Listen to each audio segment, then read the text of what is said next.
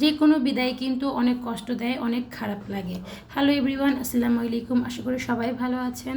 আমার নানুরা যে আমাদের বাসায় বেড়াতে এসেছিল, তাদের সাথে কোথায় গিয়েছি সেগুলো তো আপনাদের সাথে শেয়ার করেছি। তো এখন তারা চলে যাবে, তাই ভাবলাম যে বিদায়ের পর্বটাও আপনাদের সাথে শেয়ার করি।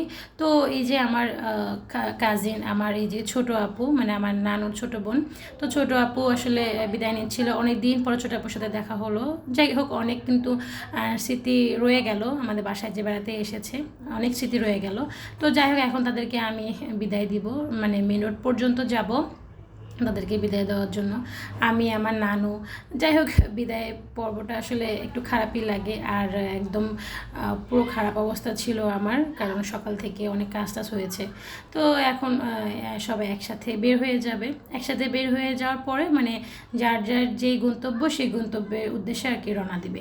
তো সাথে আমার ভাইও যাবে, মানে ও একটু দিবে আর কি, সবাইকে একসাথে উঠিয়ে দিবে। যেহেতু সাথে বাচ্চারাও ছিল, যেন কোনো প্রবলেম না হয়। কারণ তাদের জন্য তো আমাদের এই এরিয়াটা অচেনা, কোত্থেকে কীভাবে উঠবে সেটা তো আসলে জানে না। তাই আমার ভাইয়া, আমার ছোটো ভাই, আমার এক বোনের মেয়ে আর আমার ওই ছোটো আপুর মেয়েকে নিয়ে ও চলে গেল। তো এবার বাসায় চলে আসলাম না, একদম বাসা কিন্তু অবস্থা খুবই খারাপ। এগুলো সব কিছু এখন গুছাতে হবে। তো এখন এই ঘর আগে গুছাবো, এই ঘর আগে গুছাবো। মেহমান আসলে তো বাসায় একটু এলোমেলো হবেই। এই যে একদম খুব বাজে অবস্থা।